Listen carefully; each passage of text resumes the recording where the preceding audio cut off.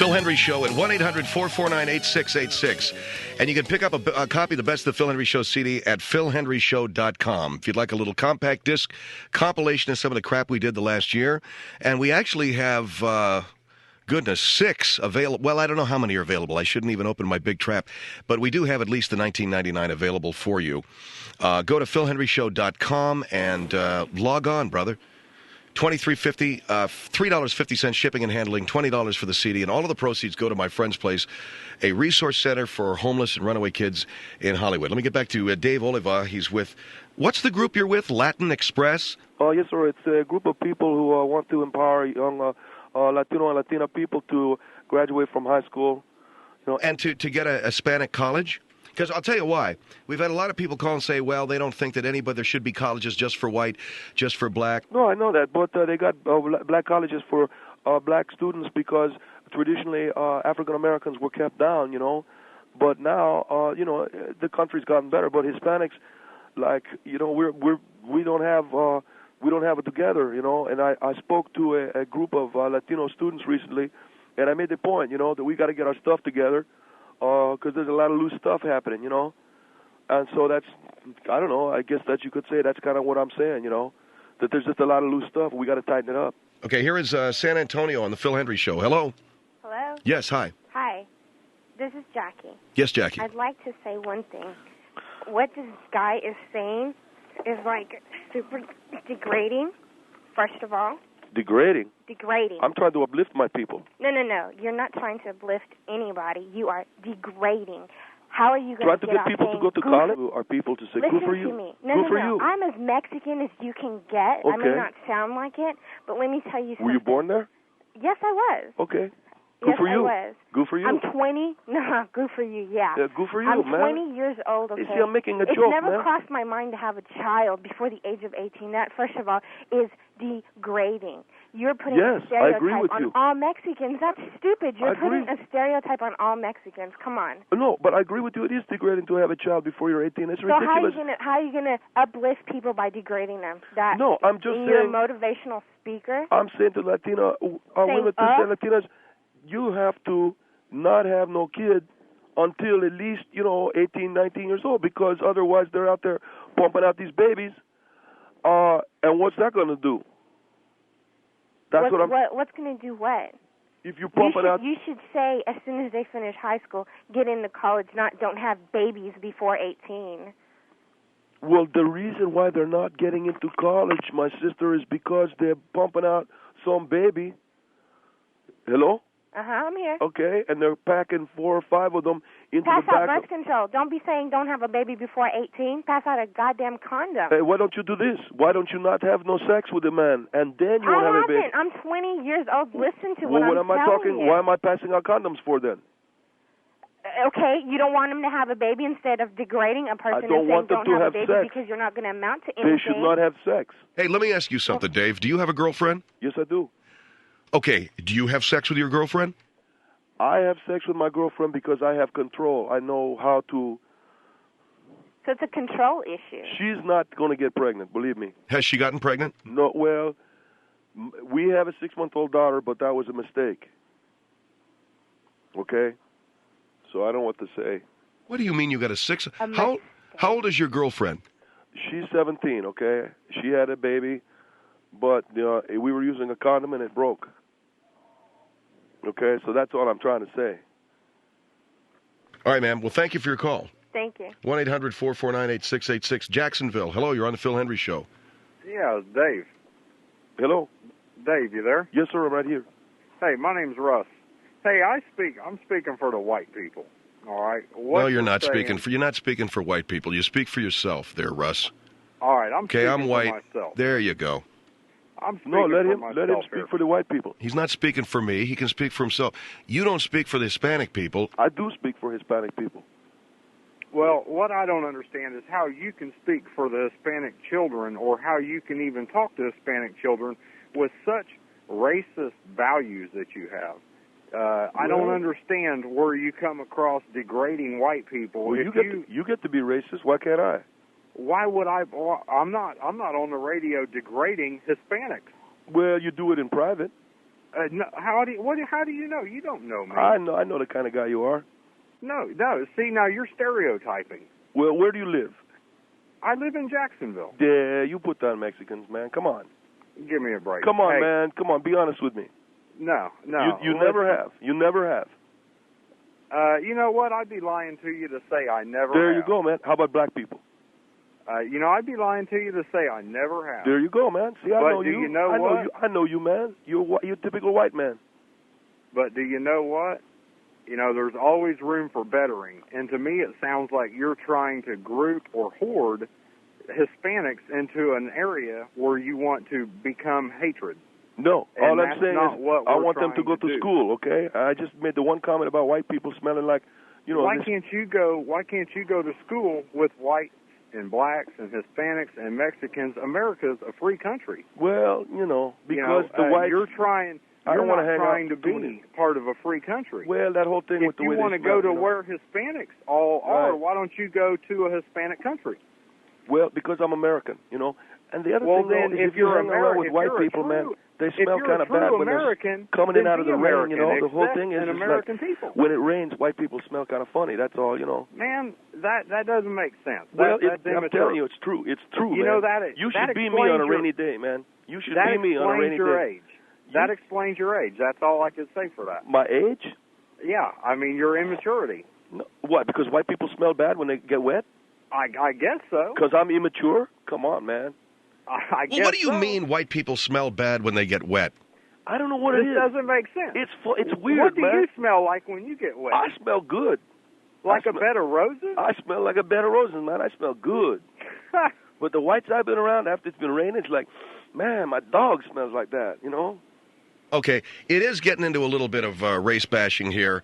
Yeah, I don't mean it to. I started off talking about how, I wanted people to get into college. That's all, man. You the guys that took it off into there. No. You started off on how you didn't want to go to college with no white people. Here's Philadelphia on the Phil Hendrie Show. Hello. Yeah, Phil, thanks for taking my call. Listen, this fool is talking about black people. Don't be lumping black people into your problems, my man. You got your problems, we got our problems. But don't say we got our colleges. I went to a black college, and believe me, there was plenty of your people there, too. Hey, we're brothers, man. Oh, we ain't brothers. No way. No way. See, here's the difference between us and you. Look, black, brown, what's the difference, man? We all got... The man is coming down. We didn't come here. We was dragged here. You people are swimming across the river every night to get here. No. We didn't come here. So don't tell us that we got the same problems you got. We ain't brothers. Let me tell you, my friend. But wait a second, man. Are you telling me that you came here against your will? Yeah, my ancestors came here against their will. Read some history. Well, some of them volunteered. Not all of them came over, I don't know any who volunteered to come over here in chains and be a slave. Do you? I'm saying it's possible. Yeah, right. Well, there's a lot What of are you talking about? It's possible. No, this is the history that we have to learn. Otherwise, we are doomed to repeat it, Well, listen, you say you're such a dynamic speaker. Let me tell you something, brother. Yeah. You better take some lessons because you couldn't even read your speech on the radio. You know what I'm saying? Oh, okay. You heard me, Phil. You know something, man? That's a cold shot, man. That is a cold... No, it was a very funny comment. No, it's a cold shot because I know... Listen, I heard, and everybody in America heard. I'm in Philadelphia, and I heard your papers rustling as your butt was trying to read your stupid speech. Hey, man. You couldn't even do it. I am very dynamic when I speak to my people, but I was very nervous, okay? Let me give you one last shot here before we go to break, okay, Dave? What? Let me give you... excuse me. So this gentleman can hear. One last shot at some of the comments you made to those Latin students, okay? All right. I just wanted to say this would be good.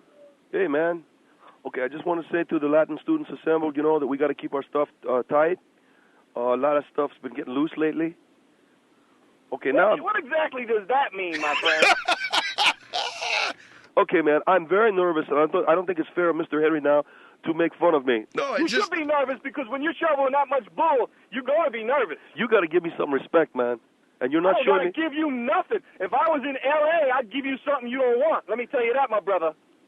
Oh, some kind of a gay come on? It ain't no gay come on. Believe you me, it ain't gay. A gay come on. Thank you. I'll tell you what, Phil, it's a great bit. Keep it up, brother. Thanks for calling. 1-800-449-8686. 1-800-449-8686. Phil Hendrie Show.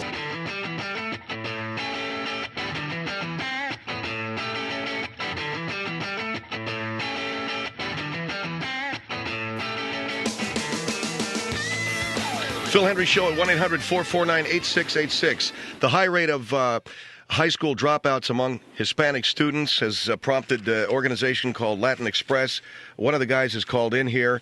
You know, Dave, a lot of your stuff here has to do with pride in being Latin and trying to have your own university to go to and everything, but a lot of it sounded kind of racist. You know, the whole stuff about white people smelling like dogs. Okay, I didn't mean for that to offend anybody. It's just, well, we've been fielding a lot of calls here from people who've had their feelings hurt. And Well, it would do any good if I apologized, If you apologized? Yeah. I mean, I'd be happy to say to the white people who got offended, like, I'm sorry, I didn't mean to say that you smell like a dog, it was something that I noticed, but I'm not going to, I'm not going to make a big deal out of it or anything, I think that... Do you think that whites and blacks and browns can go to school together? Sure, I don't see any reason why not. It's just that some schools do it, but other schools don't. And I just wonder how come blacks get to have their own school, but brown people don't. That's all. Well, all right. Let me take a phone call here. I was just talking to a guy who was making a very good point, and you talked to him as well. He said those schools, those traditionally black schools, have white students. Well, the only reason why I come on your program is to get some empowerment for my people. Not to have, like wait till they're out of school before they have babies and stuff like that. That's all I'm trying to do. Here is Banger on the Phil Hendrie Show. Hello? Hello? Or is it Bangor? Yes, ma'am. Hi. Hi, it's Bangor, Washington, and Bangor, Maine. Okay. I'm calling from Bangor. Hey, Dave, you're starting to sound like a little Hitler, okay? You need to chill out on the racist stuff, No, all I'm saying is that I speak on behalf of my people, How can you speak on behalf of a people that's spread across an entire nation of multicultural people? That's because we've got to get our stuff together, I think we've got to pull our stuff together. It's ridiculous. And what's ridiculous? Hey, buddy, every person in this country is from another country. Hey, every single person in what America. Do you mean? Where are you from? Oh, I'm from Portland, Oregon. Well, then you don't come from another country, do you? Oh, really? My ancestors come from Italy. I'm not talking. You weren't talking about your ancestors. You were talking about you. Yeah, I'm talking about me. What about you? Where are you from? L.A. Yeah, see? You're from America, too. Yeah, well, you're the one who said everybody comes... You're someone who said everybody comes from another country. She's talking about everybody's ancestors. We all wound up here somehow. You're starting to sound like Hitler's separating everything. That's not what this country's about. No, I'm just saying that, like white people get to have... You want to separate the schools. That's ridiculous. How many black people do they got in Maine? What are you going to do? Hey, how many black people you got in Maine? Well, the population's very small. Yeah. There's one good reason why you're living up there, right? And the other reason is for me to go to school, man. What are you going to school up there? You could be going down like UCLA. There's a lot of Chinese people, stuff like that. I came from a school in Portland, Oregon. That's a pretty multicultural city, buddy. Well, how come you left there? Because I wanted to travel. How does that sound to you? If you wanted to travel to where the white people lived. Look, what I'm saying is buddy, we've got all kinds of people here. A huge population here is from French Canadian. Well, then that's what I call black. Get out of here. I'm not talking about colors, man. I'm talking about different people living together in a huge country. Look, it's a beautiful thing, and you're trying to separate it. Yeah, a beautiful thing, man. You got like no black people, no brown people. You got a whole bunch of white people that speak French. You put on a ski cap, you look like you're French Canadian, What difference does it make, man? Come on. Why do you have this anger against people from different backgrounds, Why don't you move to a place that's predominantly Hispanic? Why are you so defensive? Why are you living in Maine? If I moved to a place with more Hispanic people, how much chance would you have of having a Hispanic college? Wouldn't I have a right to go there too? Well, you would have to. What are you going to do? You'd have to start your own white university. Oh my God, where are you from? The dark. So wait a second. Well, where are you from? The white country? You up there in the Great White North, up there in Maine. I'm from America, man. It doesn't matter where you go. You go up there to get some maple syrup out of a tree or something like that, put on a ski cap, hang around with all the white folks. Everywhere you go, you're going to run into different kinds of people, man. Except in Bangor, Maine. This is what the globalization of the world is about. Don't be a Hitler and try to annex people. If you want to get globalization, then you got to live on the globe. You can't go to another planet. This is what you did when you went to Bangor, Maine, okay? This is not another planet, buddy. Maine? Come on. That's 4.5 hours from Boston. Yeah, well, that's 4.5 hours from Boston. How come you ain't living there? No multiculturality at all up here. Is that right? Why don't Everyone's the same. We all come out of a can. Is that Why don't you live in Boston? What you living in Bangor, Maine for? What is your point? What is your point? My point is, just like all these white people. She went to a place where there's mostly white people. Oh, that's all my point, What are you going to do with a huge Hispanic college? What are you going to do? You're going to separate yourselves from the rest of American society. That's not what we're based on, man. Well, that's not what why people come here. That's what you did when you moved to Maine. You come here to be an individual, man. What are you doing? What are you doing in Maine? You're trying to separate things. You separated yourself up in Maine. That's not what we're about. You separated yourself up in Maine. Oh, no, I didn't, man. Oh, I see, man. That's not what it's like. That's not what it's about. Have you been to Maine? And there ain't no black folks up there. You've been to Maine? Yeah. How many times? Oh, enough to see there ain't no black folks. I don't believe you at all, man. How many black people are in Bangor? In Bangor? Yeah. The population in Maine generally is about 4%. So that Dave's not wrong when he says it's white. That's right, man. That's what I'm trying to get out of her, you know. But she wants to tell me it's a big multicultural place. I didn't get out of here. About Maine. Like the only black guy they got up in Maine is probably, driving a postal van or something, or whatever. Maybe he's the weatherman on TV or something. I don't know. Maybe he's the one disc jockey they got on the R&B station in Bangor. I'm offended that you're classifying yourself and you're segregating everyone else. That is wrong. Well, you segregated yourself up in Maine. You went up to Maine to segregate yourself. This is how Hitler started, buddy. Yeah, he started out in Maine. So what are you doing? Okay, are look. you choosing Hispanics as the perfect race? Is that what you're trying to do? Well, I think they're better looking than white women. In your opinion. It's a you fact. are one individual. Wait a second. No, I mean, come on. You know Latin women get it done. So now you're classifying your race again. Just saying based on your opinion. I'm just saying Latin women get it done, What's next? Who else are you going to put down? One thing about Latin women, they don't smell like wet dogs. Okay. I don't believe that. All right. Thank you, ma'am, for your call. Thanks a lot, Dave. Good luck, okay? Well, wait a second, man. Are you going to censor me, man? I'm getting done with you, okay? No, this is censorship, okay? No, we heard all you had to say about Maine, Bangor, Maine, Portland, the black universities, the Hispanic universities, and, the compelling public speaker that you are, okay? Well, I just want to close out by saying my people have got to get their stuff together because, Yeah, because there's a lot of loose stuff going on. Yeah, there's a lot of loose stuff going on. You're a racist, man. You censor me. That's it, man. Get it together, okay? Viva la Raza. Everybody going to... Thanks. 1-800-449. A lot of loose stuff going on. Phil Hendrie Show. 1-800-449-8686.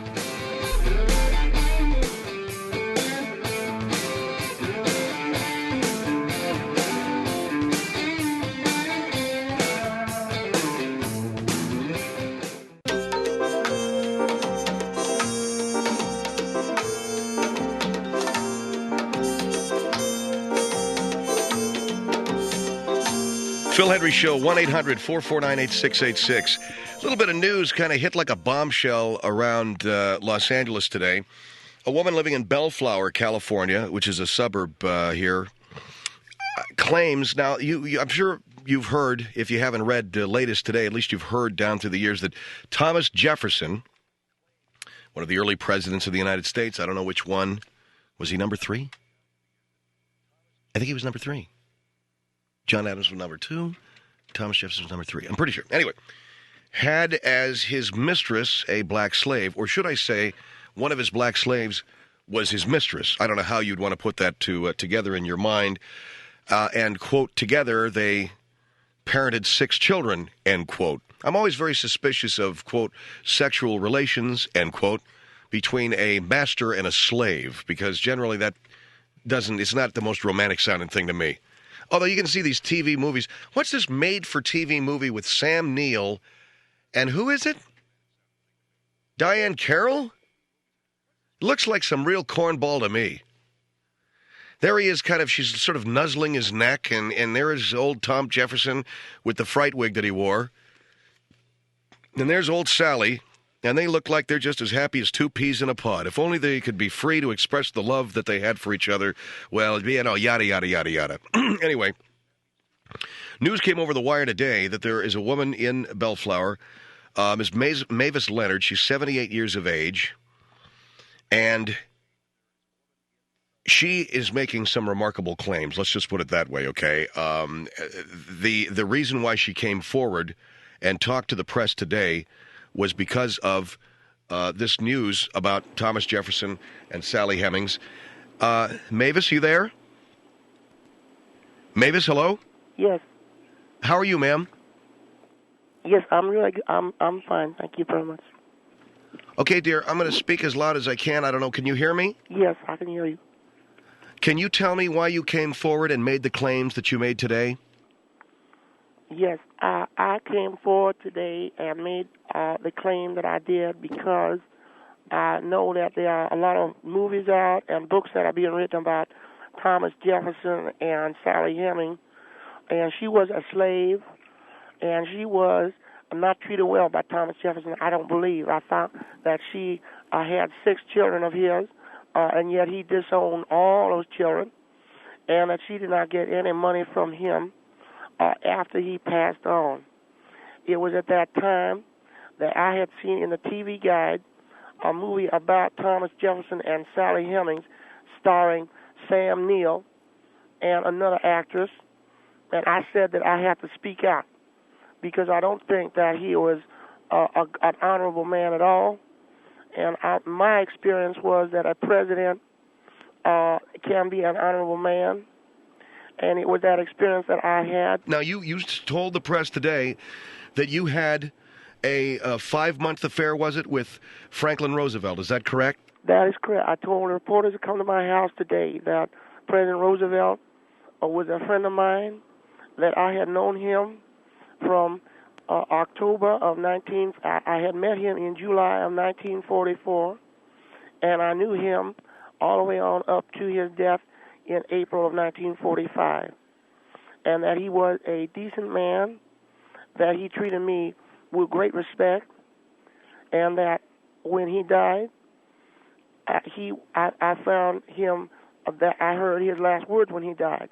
The reporter... All right, hold on. Before we get to his final words when he died, and before we get into anything else, we have to get clear. Are you claiming that you had an intimate relationship with President Roosevelt? Yes, I am saying that in July of 1944, that President Roosevelt came to Manning, South Carolina, and this was part of his campaign stop. In those days, they did what they call a whistle stop. The president had gone up and down the eastern seaboard and had come to Manning, South Carolina, at which time I was out of college. I was working as an assistant librarian in a school, in a library, in a town library. The children in the town had done essays for president. And I'm sorry, the children had done what? Had written essays for the president. Had written essays? Yes. And I had been selected to present to President Roosevelt the essays. And I went and met him at a appearance that he was there in the park in Manning, South Carolina. And I gave him the essays, and the president and I spoke briefly. And later on, I received a phone call from a man. I got a call from... What, from somebody from the White House? I believe it was someone from the White House who said that they would like to send a car for me and come over and meet the president, which I did. I went to Hatcher's Inn, which in those days is where the president of the United States would stay. We had a good conversation. And then he went back to Washington, and I was called about in early August. Do you remember the date you saw President Roosevelt in, in July? In mid-July, yes. And then in August they called you? I was called, and I was invited to come up to Washington. I had gone to the university there, at Howard University. I spoke to the president, and he got me a job working as a clerk in the White House, and I came up to Washington. Where did you live in Washington? I lived for a time at the Shoreham Hotel, and the president would call me and send a car, and we would have long conversations, and I would visit and have dinner with him in the residence section.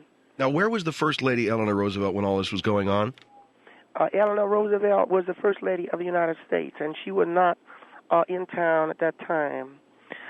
She was rumored at that time to be a lesbian, and so the president was a lonely man and did not have companionship. And so I had given him what he wanted. So Eleanor Roosevelt was a lesbian, and she wasn't in town anyway, and so therefore, upon that information, you and the president commenced to having an intimate affair? We commenced to being involved intimately, yes, because you have to understand that President Roosevelt was extremely lonesome, that Mrs. Roosevelt was not in the city much because she was traveling at that time. The country was at war, and she was doing a lot of his traveling for him as well, because there was a campaign going on. I then had an intimate affair with President Roosevelt that lasted until his death in April of 1945. He was a decent man. He was a friendly man. He gave me a job. I was not his slave. And the reason why I've come forward is because I want people to see that a black woman could have a loving relationship with a white president and not have it be slut-like and everything all slut-like. A black slave mistress, 6 children out of wedlock, that was not what my relationship with President Roosevelt was all about. He had polio, didn't he? He had polio, yes. I provided some therapy for him. FDR was a man who gave me a great deal of respect, and we had a wonderful relationship. Well, when you said you provided therapy, how? Because I would provide therapy for him. He would be in his wheelchair, and I would come into the room, and I would say to him, if you want to come over here and give me a kiss or a hug or something, then you're going to have to get up out of that chair and do it. And I would see him. He would, try to get up out of the chair, and I'd say, you come on over here now. You want to get a kiss from me, you're going to have to get out of that chair and get on over here. And so he would get out of the chair, and because he could not walk, but he would try to walk. And so did he get over to you? Well, he would take a couple of steps, and then he'd have to crawl the rest of the way. So he would crawl across the room and give me a hug and a kiss, and that's what I would. And that was the therapy. So you would play these little games with him? Yes, that's right. And I found him to be a good man. He was the president of the United States, so he could not leave his wife, Eleanor Roosevelt. So I provided the few happy moments that he had, and I'm very, very happy that I was able to do that for him. We're talking with Mavis Leonard, who claims that she had a relationship with Franklin Roosevelt from July of 1945, actually August. Yeah, it was August of 45. Okay, Mavis, August of 1940, August of 45 or 44? August of 1944. Right, August of 1944 until... April of 1945, when the president died. April of 1945. You worked as a clerk in the White House administration building. You also had dinners with him. You were living over at the Shoreham Hotel in Washington, D.C.? That is correct, yes. And you are coming forward with this information because you find the information about Thomas Jefferson and Sally Hemings disgraceful, and that a black woman could have a relationship with a president and it wouldn't have to be about slavery. Is that it? Because I'd seen on TV that they had that movie with Sam Neill, and he looked like a clown. And that other woman looked like a clown, too, and I wanted to say that that's not how it was. The president... Now, you hold on, because I do have to take a break here, Mavis. You claim to have been with President Roosevelt when he died. Yes, I was. What happened there? The president had been not feeling well for 2 days. He had a very bad headache. He had called me. I was at home, and I went over to the White House, and I found him being attended to, and President Roosevelt introduced me as his friend, but he was on his deathbed. Now, you claim to have been there when he uttered his final words. That's correct. All right, hold on, and we'll find out what those were in just a minute, okay? Ms. Leonard? Yes, that's fine. I was... All right, hold the phone here.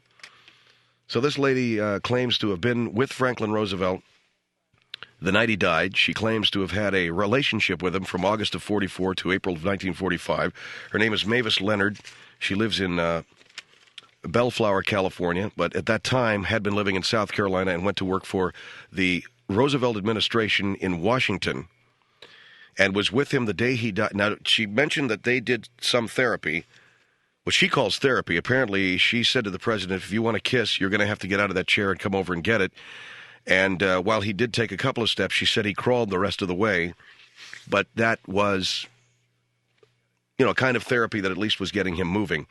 But we're going to come back and hear probably the most interesting part of the story, the president's last words. I don't know what they were. She says she heard them. We'll find out. 1-800-449-8686. Phil Hendrie Show.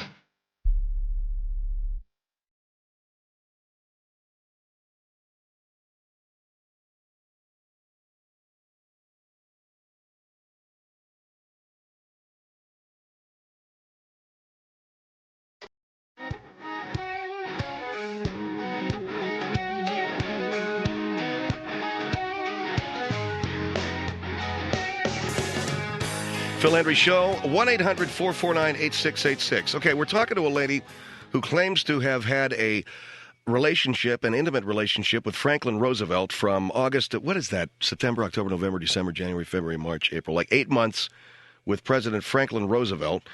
She's an African-American, and she wants it. She came forward today with this information. You claim, Ms. Leonard, because you don't want everybody thinking that Sally Hemings and Thomas Jefferson were the only two people, the only black woman and white president ever got together. She was a slave, and he was the president. You were a free woman. You were given a job by President Roosevelt in the administration, correct? That's correct, yes. And that was in the White House administration building. How old were you? Oh my Lord, I was 23. I was just out of college, and I was working for the public library in Manning, South Carolina.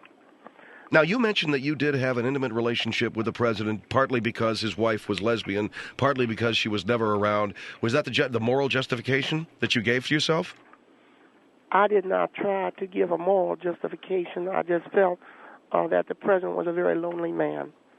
And I found him to be a good friend, and I tried to be as good a friend to him as he was to me. And I found out we had a good relationship, that he did get me work and treated me like a woman and like a lady and was a respectful man. Okay, the day the president died, you came over from your hotel. You were with him there in the White House? In the Lincoln bedroom, yes. Doctors were attending to him.